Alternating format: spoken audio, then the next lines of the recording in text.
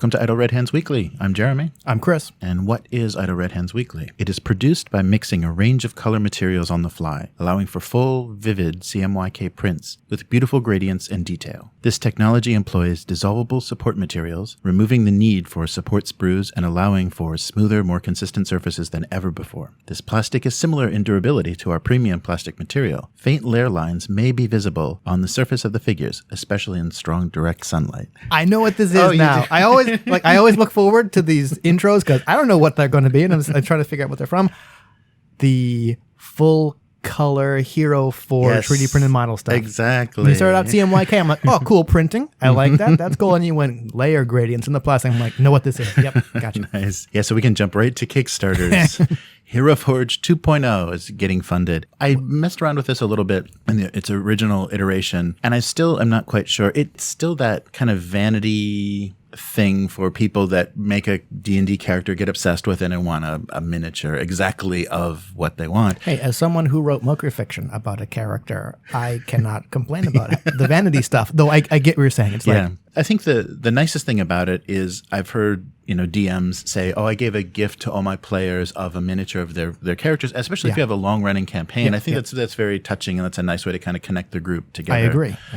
But I think there are also people that just do it because, oh, I'm so obsessed with this tiefling that I must see her in all her glory. Yeah. As soon as you said tiefling, I'm just like, oh, it's going to be a chick. And they're just like, adjust that boob slider all the way to 100%. Right. Yeah, gotcha. When I played around with it last time, the interface is kind of halfway between like a character creation for a video game and Poser, like a default 3D model thing. Yep. So you've got some options, and they said they're adding tons and tons of variability and options, and you've got poses, and you put things, clothing and objects and accessories on your character, and then you can also change the pose, and everything conforms with the changes. So the thing they're doing now is color, and you have basically a paint kind of app. So you bring a gray 3D model in, and you paint all the surfaces, so you can get those kind of colors. And they have the technology now where I guess they're doing a layer of that representing that color, and it's kind of clear. People said it looks a little fuzzy. It's not. I mean the actual 3D printed model. The prototypes. They haven't said like this is the final print, but they sent maybe like less than half a dozen out to different YouTubers, and they've shown people their kind of default model, and it's nice, and it's definitely a step forward. And for people that don't want to paint, don't want to assemble a mini, it's a good option. I've got a better one, but continue. The funny thing about the Kickstarter is they're like, this is our new technology. This is the hottest thing. This is what you want. But if you don't want that, you can get one to paint. Okay. And if you don't want that, you can take this 3D character that you create and create a token or some sort of graphic that can be used in Roll20 or some of the other. And if you don't want that, then you can take a screenshot. They have like a photo booth app where you can take an image and put that on your character sheet. So they're trying to cover like every possibility of how someone would want to represent their character. I guess it makes sense, but I was expecting here's the object file for you to print yourself if you wanted. That's right. I missed that one. Oh, okay. Yeah, and the STLs are available as well. So you can purchase, instead of having a print of it, you can purchase the STL file to print it yourself. Right. Okay. I mean, depending on what pose you do and everything, you may have some crazy supports yourself that you have to build to actually make that a printable file. Well, yeah, as you said, I guess they're covering all their bases in case if you don't want that. One way to look at it is getting support from people who don't want that and so wouldn't normally support. I mean, I back hopefully fewer Kickstarters than in the past. And there's always the option, especially recently, to support the project without expecting a reward, just because you like it. Right. And I think that's a great idea. And I'm talking about like itch.io and how I always kick like a couple bucks extra to like the creators just because itch makes that so easy. Why would you not? Right. So I think that's kind of Kickstarter's way of doing it. And this sounds real selfish, with Kickstarter, I still kind of want to get something for the money I'm donating. And I'm trying to kind of break myself of that habit. But back to the Heroforge 2.0 thing, I see those lesser tiers as a way to say, thank you for supporting our Kickstarter. Here is something for doing that, rather than just saying, we want your money and kind of giving people nothing. Yeah, that's true. So I'm curious how popular this will be. They're giving a lot of options. I mean, you can actually like print entire 100 minis if you really want to do an entire campaign. How much that would cost? You probably get into like GW prices. Yeah, they're I think it's $20 for just a plastic, and the plastic colored is it might be $39.99, something like that. So it's like $40 painted. And you're continuing this conversation by yourself because I'm dead at those prices. All right, anyway. Right.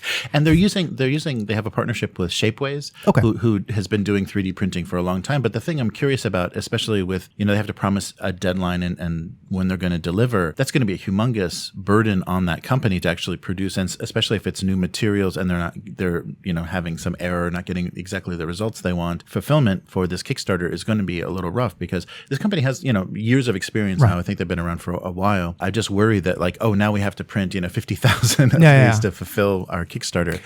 Not if they were smart, but I wonder if they decided to limit the number, because you can on a Kickstarter you can limit the number of available slots for a specific tier. Mm-hmm. So not if they were smart, because hey, they might be able to handle the volume. Right. That's one way they could do it, or break people into waves. Be like, okay, well, the first couple people the first X people to pledge, you're in this time frame, your next people are in that time frame. So is the Kickstarter for to upgrade their technology? Yes, yeah. They're kind of basically, this is each of the goals are giving you now you can do scars, and now you can do. No, I forgot that giant eye roll kind of thing didn't translate to radio, but yeah. Yeah, so it's now we're adding tattoo functionality. So it's just little options that they want to include in the editor itself. They're also promoting it as, well, if you are a painter, create these miniatures, purchase the miniatures, and then continue to use our editor to choose, color palette or color schemes. And, so the color thing, you're still going to use the color thing even if you don't want to print it. I guess so. I mean, I'm not saying you're wrong, but fair enough. Side. Okay. Yeah.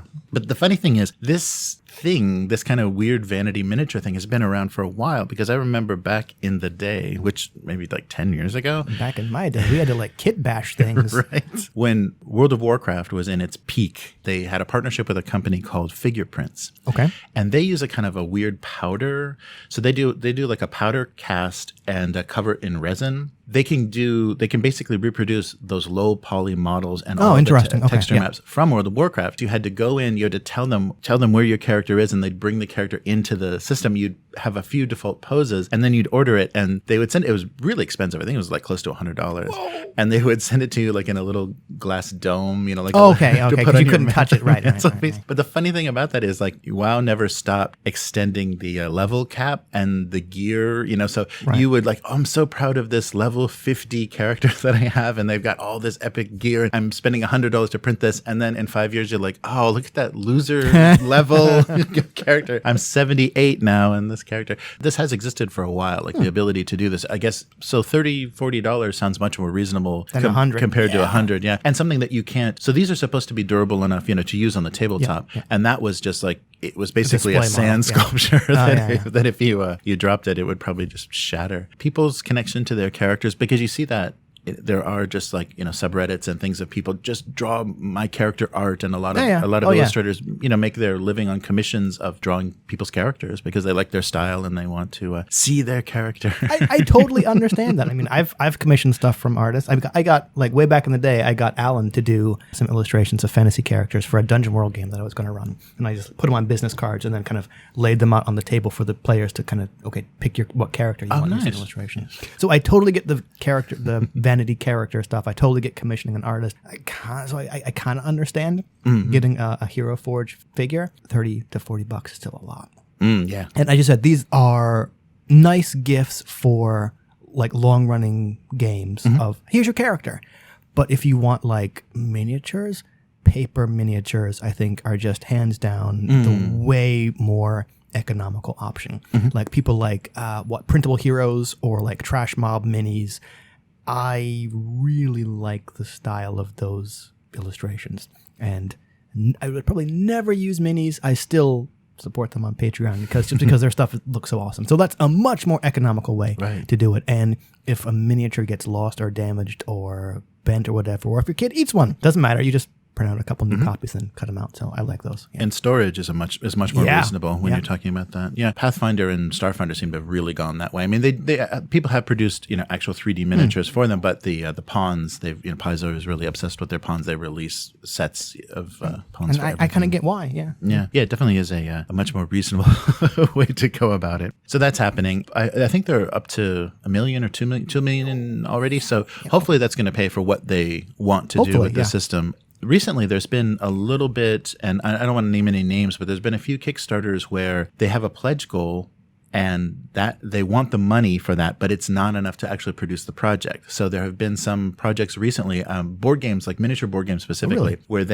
we've reached our goal. Actually, we're not at the real goal, so we're canceling. Yeah. Really? So that's but that means they lose the money. Yes, that means that they lose the money. But what they they were hoping for a lot more than they got. Okay. Right, and they wanted to have that funded in 24 hours or funded in 60 seconds or whatever. Gotcha. They wanted that kind of rep, but actually hoping that the momentum of the campaign would carry them through. But that's really dishonest and really tricky, and I think very.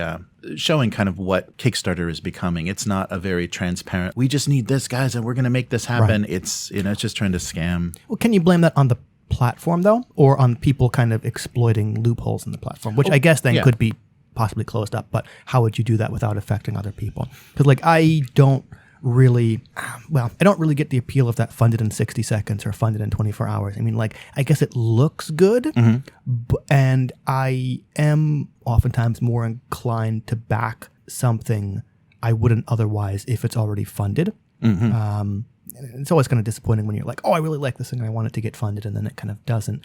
But why would you not put your funding goal at what you need to produce the thing? I mean, you're just kind of asking for trouble that way, in my opinion. Yeah, and I thought the idea of the campaign was to be pretty transparent, because a lot of people will just literally put the budget. We need this much for editing. We need this much for illustrations. This much for Kickstarter fees. And right. To not do that, it's a little tricky. And I think all the people, this kind of gold rush of this miniature board game thing, people are starting to realize that it's not. They can't get as much money. Yeah, it's not an ever escalating thing. They're not going to make. Now they're making $2 million. Now they're making $3 million per project. It's not going anywhere, and the field's getting very crowded. So got to try whatever you can. Find something else. So did you see the logo for the Dune movie leaked? I like that. Yes, I really like that. So I don't kind of get why people are making fun of it by moving the letters around. I'm kind of like, that looked awesome. I'm not mad at people. I just kind of why would you turn this awesome thing into crap and make fun of it? Anyway. Yeah, the thin line looks very European sci-fi, but it's very similar. The Mass Paperback Penguin Dune series has everything except the N is pretty much identical to that. It's just a rotated kind of view, it's like a bend that they just rotate 4 different directions. But I like it, and it gives a very different feel. Like I was saying, it's always that Art Nouveau looking lettering that they've used in the past, and so I'm glad they're getting away from that and kind of telling you this is going to be a new version. This is going to be a new aesthetic, and you haven't seen this before. But the company, Warner Brothers, whatever the studio is, immediately someone took a cell phone photo of a video projection at some presentation, and they are actively doing takedown notices so people don't. I guess they're worried it's being spoiled, and maybe the reaction, like people making fun of it, made them this is too early. I guess, but I mean, not that I've seen The Mandalorian, and I'm kind of burnt out on Star Wars stuff, but wasn't Disney doing the same thing with the Baby Yoda memes? And it's kind of like, why would you do that when people are essentially giving you viral marketing? Right. And they went after creators on Etsy pretty hard. Anybody that was using Baby Yoda in their descriptions and things. That I kind of understand. Because, I mean, if there's a real gray area between selling fan-produced stuff, illustrations and work based on IP you don't own. As someone who has thought numerous times about making little games inspired by existing IPs, there's that gray area where you're like, I'm kind of taking the risk. So that I understand. I kind of don't understand the viral going after the viral marketing thing. Right. And that's funny though, because they were delayed because they didn't want the toys or any merchandise to reveal the Baby Yoda character, the child. And so they delayed that until after Christmas, and the void was just filled by makers and creators. Oh, really? Online. Just like people did all kinds of knit and plush and every sort of thing. And especially like 3D printing, like there's so many STL files of Baby Yoda, so you can print your own, supplanting the Baby Groot models that were. Thank goodness. Wow. Neither of those really appealing to me. So. I hope that this doesn't mean they're feeling kind of insecure about this film. I hope there's some confidence that I hope so it's going to too. do well. But something that's giving me confidence is I saw the second. It's odd that they're doing this, but the Aeronautica Imperialis is continuing to get support. Oh, nice! And they're going to release a second box set. So the first box set was Orcs versus Imperial. Mm-hmm. The second box set is called Skies of Fire, and it's Imperial and Chaos. Tau. Oh, okay. Yeah, Fire Warriors. Oh, yeah, yes. okay. Yeah, so they're going to do the Aircast. Yeah, the Tau Empire Aircast. So and the models look great, and they've already done this design. They've already done. Oh yeah, because there was a lot of Forge World stuff for that. Yeah, so in resin they've already done this, but they look great. I just don't understand the box set is kind of an incomplete experience, and if they're trying to get people into the hobby, it's odd. They're doing that box again when they already have all the support, but they are releasing a new campaign book and probably new maps and things to support all of it. And of course, new custom dice. Of course. But I'm happy to see that that's going to continue to get support because I like that game. And I love those models. Those models are gorgeous. So Skies of Fire is coming out, I think, April. So we're going to get another reinforcement. We'll be playing that. Yes, we definitely will. Or the Lego version, Mobile Frame Zero Intercept Orbit. Right. That's right. We didn't ever play ships. I'm still trying to figure out how to build Lego Tyranid ships. Yes. It's going pretty like. Lord knows I've got enough like brown and beige plates and white like spiky teeth and stuff to make all kinds of, like gribbly looking Tyranid ships, but I don't know how to do it on Lego Intercept Orbit scale. Right. Maybe just get that Lego model of the 3-in-1 that lets you build squid and just put that down as like, the giant hive ship. Like, yep, that's it. That's my capital ship. There you go. Wow. So what have you been last Sunday, I ran kind of a last moment Chariot of the Gods session. Nice. The Kansai Japan International Gamer Guild had too many people at the meetup, and so we split into two groups. I thought the game went really well. My players were great. I unfortunately only had two. I would have preferred more, only because that means you have 3 NPC crew members on the Montero that I kind of had to quasi-pilot while dealing with other stuff. Right. And yeah, I told the players, okay, their crew, you've been working with them for a long time, they're not automatons, so they might not do what you say, but I'm not going to have them step up and do things because kind of the focus is going to be on your 2 characters.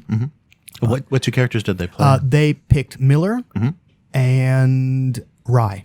So we had the captain and the technician. Right. So, which, spoilers, it worked out well, but they compared agendas at the end, and both of those characters, their main thrust was financial. So not the characters didn't like overlap, but their agendas were fairly compatible. Right. So there wasn't a lot of inter-party conflict, which was fine. And how did they handle the everybody lived. Everybody survived. Oh, nice. Except for like the end. Yeah, one of the NPC crew members got eaten. And a lot of the Kronos members got eaten. Yeah. Because, again, spoilers, this is the second group where when the Kronos crew members wake up in cryo, everyone books it to the cryo room and just goes, nope, and locks them into the cryo bay. So when that bloodburster pops out of one of them, it's like, well, it's buffet time because here's a bunch of NPCs in a locked room with a voracious monster. So there was a really great moment because this group decided to try and fix the air filters. Oh, nice. Yeah. Which no one has ever done before. Because they also went to the reactor room and said, oh, there's a monster in here, escaped it, and then just shut the door. And said, well, we're not dealing with that. When they tried to fix the air filters, there was a very high chance of them getting like electrocuted when they're working next to these coils. So they had the great idea of, let's turn off the power while we work on these things, which was completely safe and a great idea, except right when they turned off the power, and I couldn't have planned this better, one of the other PCs was trying to deal with the bloodburster in the cryo room and was like, shut the door. Sorry, power's off. Door doesn't shut. So like they timed that really well, and I was really happy with that. Oh, that's cool. And that was pretty cool. Nice. Excellent. What's good. And you were saying that the book, so they printed Chariot of the Gods in a separate booklet for their final release as opposed to the PDF, and there's some layout differences. Yeah, there's some layout differences. I would have to go through it again. As you said, it looks like the organization and presentation in the book that came with the core book for Chariot of the Gods is better. I got tripped up because things were not in the same location from running the PDF where I was. So it'd be like, okay, hold on, let me find the stats for the Abomination. Oh, they didn't say that. And I'm like, it's not there. Okay, flip. Right. So, yeah. I also didn't use the GM screen only because space was so limited. I stood up the entire time. Oh, wow. Which was fine. Yeah, and then after I got home after about like 5 hours, I'm like, oh man, why am I killing me? Oh, right, because I was standing up for 5 hours. Wow. Yeah. My voice was also shot because there was a 10-person D&D game happening in the same room. Jeez. Where, I was basically having to... Real difficult to maintain a kind of like dread atmosphere, but I tried. Yeah. Wow. Yeah. Those seem like incompatible sessions. Yeah, really. Wow. 10 people. Yeah, there were 10 people sitting around the table, and I bet they got to like the third round of combat. Yeah, right. Meanwhile, my players had explored a whole ship. Yeah, that's something else that the players did. I think this is the first time anyone went down to D deck. The vehicle bay, because it made sense for like the new air filtration scrubber stuff to be down there. And they're like, well, okay, off we go down to D deck. And again, I had to ask, okay, is anyone moving quietly? And again, like you always have to ask that question. And my players, to their credit, went, we really want to, but there is no reason for our characters to know that. So off we go. I'm like, okay. Yeah. That is hard to maintain. Yeah. So speaking of 2 players, I'm going to be running as part of the starter series. Oh yeah. Starter set series that we're doing. I'm going to run the Star Trek Adventures starter series. So that's going to be 2 players, and it's a similar setup where the starter adventure is you're going onto a kind of derelict adrift ship, and so I'm going to be curious to see if I can slow and quiet down the away team, and because you've got in this situation you've got no communication. Oh, really? It's a very similar situation. Right. So everything's on auxiliary power, and you're like, why did this happen? What's going on? So we'll see if I can keep things a little more mysterious. Like, I am not a big Star Trek fan. I don't mean I dislike it. I'm just kind of not that interested in it.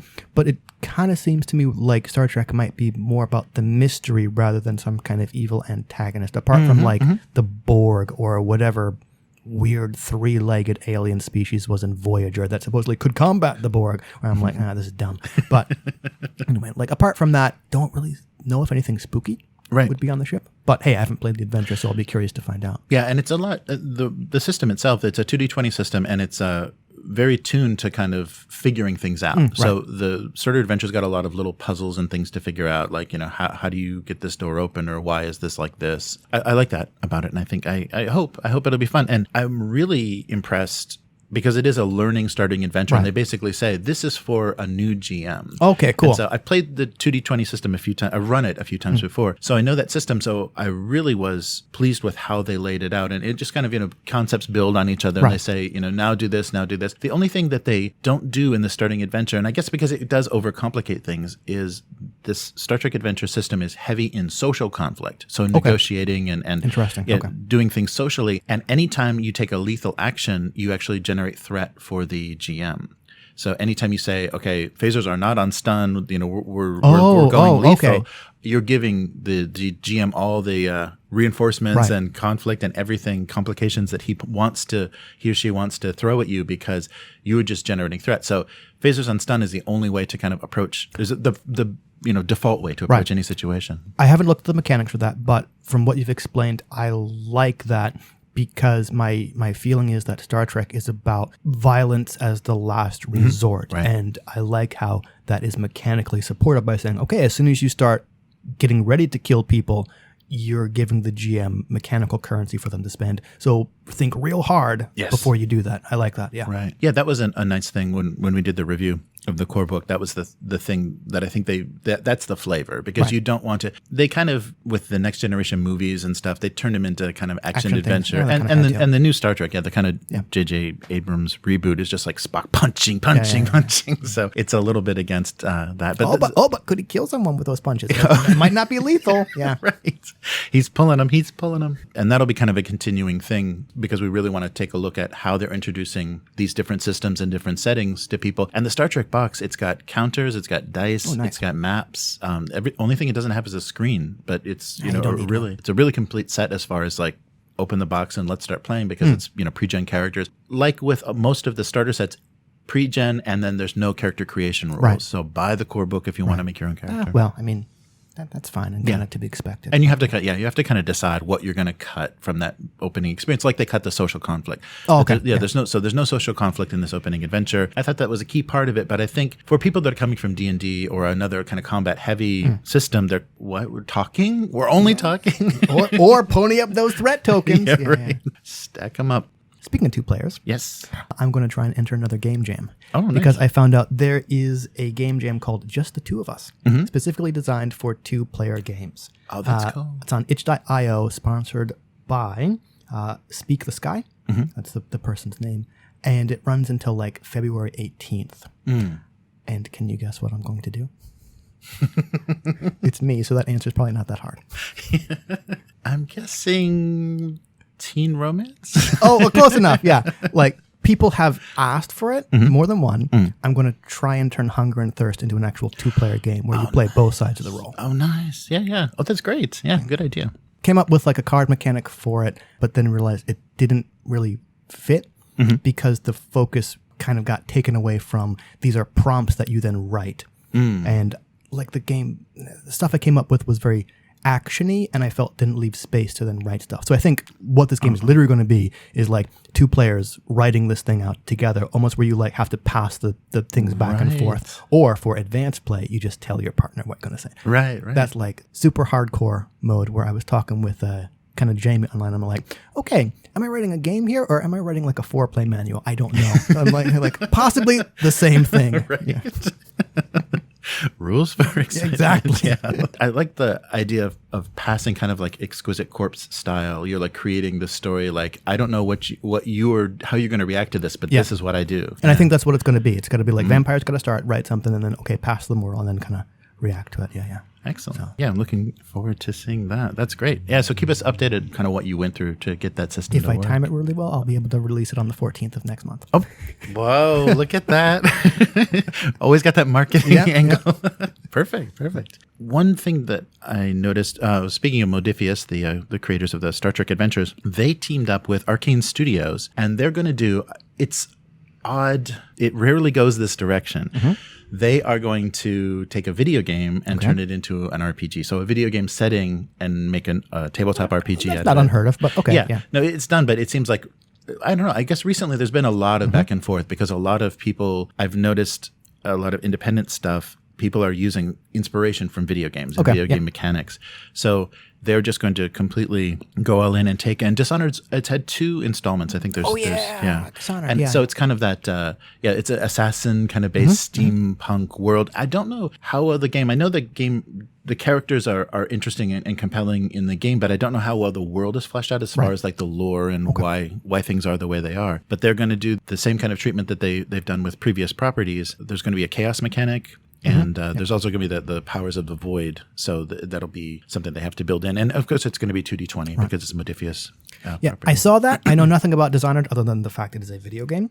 I saw someone say, hey, it's D20, and was going to make a real snarky joke about D20. And then I thankfully did my research and said, oh, it's Modifius, and there's 2 D20. Right. So that's a lot better, and I won't say anything. So that'll be coming out soon because they just did a press release. So second quarter of 2020. So yeah, we should, in the next couple of months, be getting close to the release of I wonder if that works. Or not necessarily works, but I wonder if that's a way to attract more people to the hobby. Hey, you love this video game. Here's a tabletop game based on it, so why not give it a try? Right. I think board game people have been experimenting with that too, because we're seeing a lot of video games that are popular turned into board games, and sometimes the mechanics do and don't translate that well. It's a little bit frustrating. Because the only board game I've played years ago and have since sold the game, disappointingly, was StarCraft. The StarCraft board game put out by FFG. And the mechanics are completely different from the video game, but captured the game. I felt captured the game so well that I was so impressed with it that I bought it off Lyle because he was the person who had it first. And I'm nice. I love how this kind of replicates the same feel, but it was one of those giant boxes that I had no space for. Right. It didn't take as long as Twilight Imperium 3 to set up or as long to play, but it was still like a commitment kind of that I couldn't commit to anymore. And so it just ended up saying, okay, anyone want this? But yeah. Wow. I was real disappointed that one of my Hydralisks was missing a head. Oh, no. And all the Korean players were so good at it, right? I didn't say that. No, that's famously StarCraft is the national game of South Korea. Right. Okay, so where can people find you? On Twitter, as always. Just look for the massive threads. That's nothing but GIFs. Right. That's Hivemind, HYVEMYND. Excellent. Are you going to post any updates about how it's going, how the game jam is going? Or I've already been posting about that, good. as Excellent. well as a whole host of other ideas I had for solo RPGs. Oh, nice. All right. And if you'd like to get in touch with Idle Red Hands, idleredhands.com is the website, and follow us on Twitter at Idle Red Hands. There's a YouTube and a Twitch channel as well, and you may see a live stream this week for the Star Trek. Yeah, Star Trek starters. Phasers. Too fun.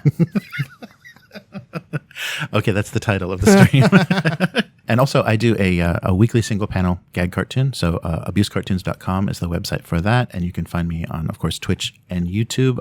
That's happening Sunday nights in North America. And you can also read the archive at gocomics.com/domestic abuse. So that's it for this week. We'll be back next week. Later, mortals. Bye.